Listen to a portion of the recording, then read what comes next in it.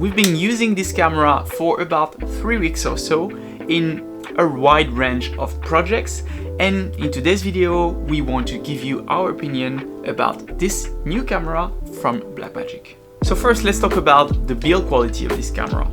Well, I think that BlackMagic saved a bit of money here because the body is plastic and is pretty much the same as the BlackMagic Pocket Cinema Camera that you can see from the previous 6K generation. Now, does it mean that the body looks bad? Not at all. It just feels more plasticky than what other brands propose, but that's also the kind of trade-off that you have to have with this kind of price point. When we have a deeper look at the body, well, the body itself is made of plastic, but overall I would say that it feels pretty solid in hand and offers you a wide range of possible operation tools and buttons.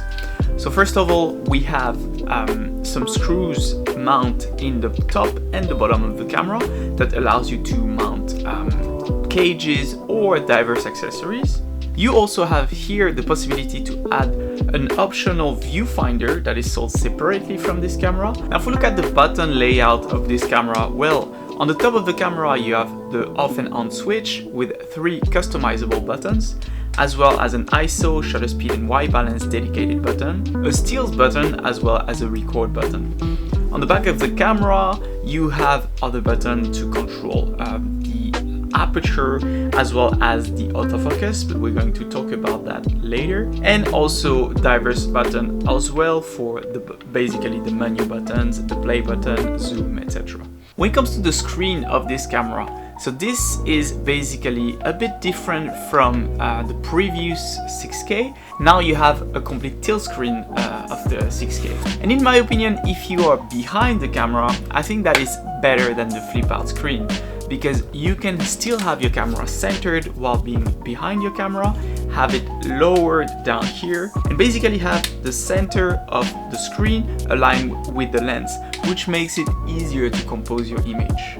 Now, of course, the disadvantage of this style of screen is that if you have a V-mount battery externally mounted to this camera, well, it can get tricky to have both the battery and the screen, as the battery might hide a bit of the screen.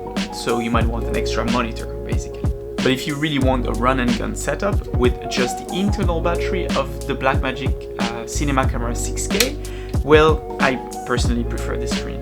In terms of visibility, well, the screen is very bright, it's easy to operate, the touchscreen function works very well, and well, the BlackMagic 6K menus are, as usual, very comfortable, and I think one of the best UI out there when it comes to, well, user experience. It is really made for video, and you can feel it that they designed this menu with that in mind. Everything is clear, everything is accessible, everything is very easy to read. So if you're not used to the BlackMagic environment and you just jump in, it's very clear to you where everything is, and you don't need too much to basically adapt to this ecosystem. Now, when it comes to the input-output of this camera, well, BlackMagic has now moved to CF Express Type B, which is, I think, good news, because CF Express is first way faster than SD cards, as well as I feel more secure to the thicker card, and the connectivity of the CF Express allows for less errors, as well as just a more robust format. Now, of course, you can also externally record to an SSD. However, the advantage of having CF Express is also that in some setup, you do not want to have external cable running out of your camera and, being a point of possible failure when it comes to run and gun cinematography. So having this extra peace of mind and having the CF Express inside the camera that can do the job and basically support any RAW format that this camera can offer is a great advantage. Now, on the other side of the camera, there are tons of peripherals. You basically have a microphone and headphone jacks, full HDMI port, which is very important, as well as a USB-C port and 2 audio XLR peripherals. There is also the 12-volt power cable. So yeah, first let's talk about this power cable. I'm really not a fan of it. I think it is quite clunky and quite easy to damage this particular connector here. I don't know if you see it, if the camera is going to focus on it, but basically those two tiny connectors are easy to bend, right? So if you are trying to shoot with those, and if you are trying to have an environment where you have to switch quite quick your power cable, etc., it might bend, right? So not a huge fan of this. For the next generation of camera, if Blackmagic could switch to something else, I think that would be better. Now when it comes to the other peripherals, overall I'm pretty satisfied with those peripherals. I would have liked though maybe one SDI input on this Blackmagic camera. I think that this would have made it even more cinema oriented, but overall quite satisfied with it. Okay, so now let's talk about the capture formats that can be done in this camera. And there are a ton of them, but one of the big surprises when I switched on this camera was the fact that you cannot choose ProRes anymore. Now, don't get me wrong, I think that Blackmagic RAW, the B-RAW is amazing, it works really well.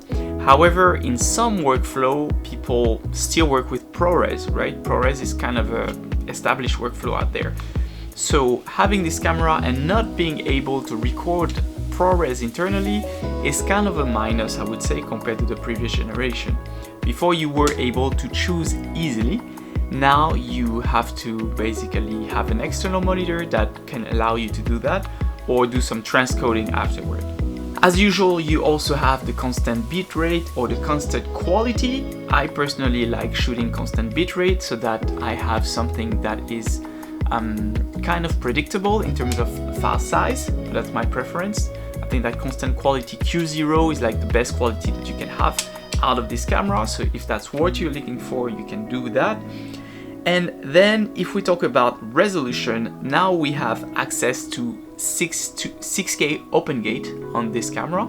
So you are able to record on the full sensor size in RAW, which is amazing. Now you also have anamorphic 6K DCI, you have Super 35 4/3, 4K DCI. Now one thing that I don't understand though is that there is no more 4K, so I assume that they want you to basically go from the 6K open gate and just crop in to 4K to whatever you want. But maybe they could have done some oversampling to downscale to 4K. That could have been an option. I don't know if that's something that is possible with a firmware update, but you cannot directly shoot 4K in this camera. You just have to shoot basically 6K and then downgrade from there. Now, if you shoot 6K, you will be able to shoot up to 30 frames per second. And if you shoot 4K DCI, you will be able to go up to 60 frames per second. And if you go full HD, you'll be able to go to 120 frames per second. Overall, this camera allows you to do quite a lot of things, honestly, but I would have liked to have maybe a 4K, simple 4K 60, and maybe a 2.7K 120. That could have been something good as well to have in this camera. And ProRes, I think that ProRes is kind of a loss, honestly, because with this camera now you have to go to the B-roll workflow. You cannot, either adapt to ProRes or B-roll. Now I think that Blackmagic is trying to heavily push the B-roll format and the B-roll workflow, so I guess that's one of the choices that they made here. Now let's talk about image quality with this camera, which is, I think, one of the huge plus that you would have using the Blackmagic 6K. In the different projects that we shot with this camera, we shot one documentary, kind of trailer documentary, that is going to come next month on this channel, so if you want to see it, make sure to subscribe. And another video commercial kind of work where we introduce basically another company. I also went to the streets of Tokyo to shoot some B-rolls with this camera to get a hand of it, to get used to it. And I would say that overall the image quality that this camera produces is amazing and beautiful. If you start shooting in very high ISO, you are definitely going to see some noise, which is, I think, one of the points that people mention a lot online, is that this camera is not a low light monster basically. And I think that it is not trying to be, it is just trying to be a good cinema camera for creators, solo creators, or very small crew, very small productions, where they need that run and gun setup, and that setup that will allow you to have the best image quality possible in such a small body and at such a price. And overall, for the image quality, for the depth of color, 12-bit color when you shoot in RAW is just amazing to have. The fact that you can shoot RAW in body with this is amazing also. And the amount of information that is displayed then on your screen cannot be underestimated. So image quality is a huge plus for this camera, in my opinion. Now, when it comes to the image stabilization with this camera, now this camera produces basically gyro data, and you can then use this data in DaVinci to then stabilize your footage. Now, honestly, I have got mixed results with this stabilization method.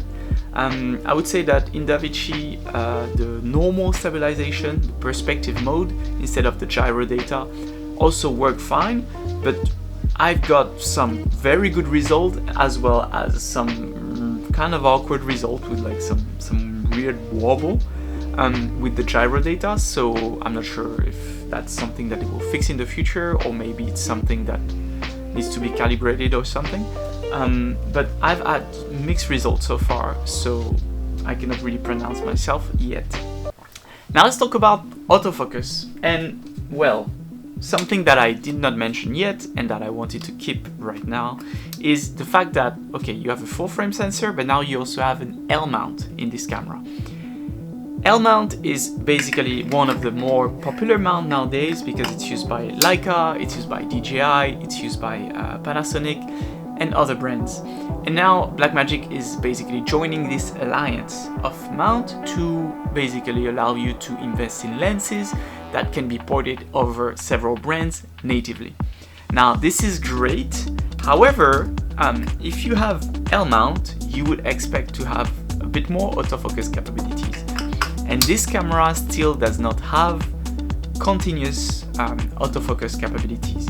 You have autofocus button where you can basically single focus, and then that's about it. Additionally, the autofocus barely works, so this is one of the big minus points for me about this camera. If you are looking for very dynamic environment and you do not want to pull focus, then this camera is definitely not made for you. I think that most of the time, even when I shoot with an autofocus lens, I was still trying to adjust either my position or adjust slightly the focus on the lens to make sure that things were in focus, because I cannot basically during the shot rely on the autofocus, because if I ever press this focus button during the shot, I will get some hunting movement in camera, and I don't want to have that in my footage, obviously. So yeah, do not try to rely on the autofocus. I would say that this works better with manual lenses. Alright, so let's talk about the price. So this is a $2,500 cinema camera. And I really want to emphasize on the word cinema camera here, because the image quality that you get out of this camera is amazing. It is one of the best image quality that you can get, if not the best, honestly, at this price point. There is no competition out there at $2,500. There is no camera that will allow you to get this quality of image, this depth of color, as well as internal RAW recording for $2,500. Now, of course, you have to sacrifice other features to get that.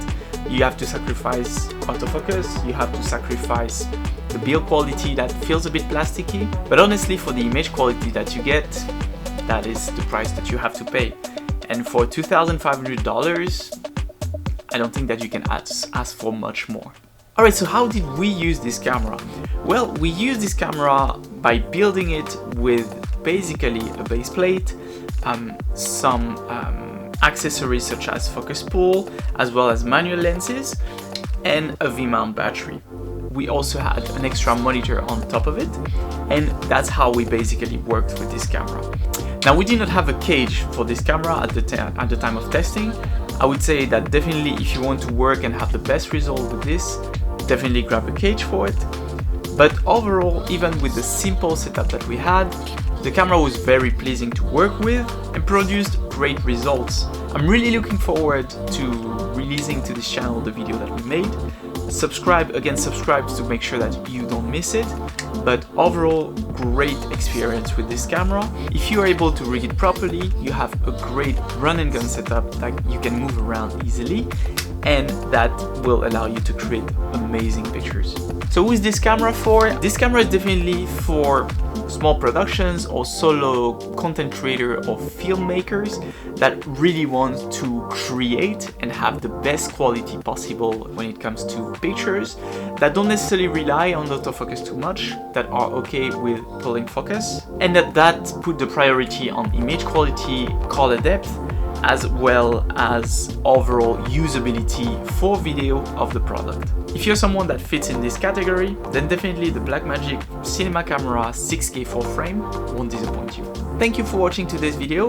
If you have any questions about this BlackMagic Cinema Camera 6K full frame, then make sure to leave down in the comment, and we will see you in the next one.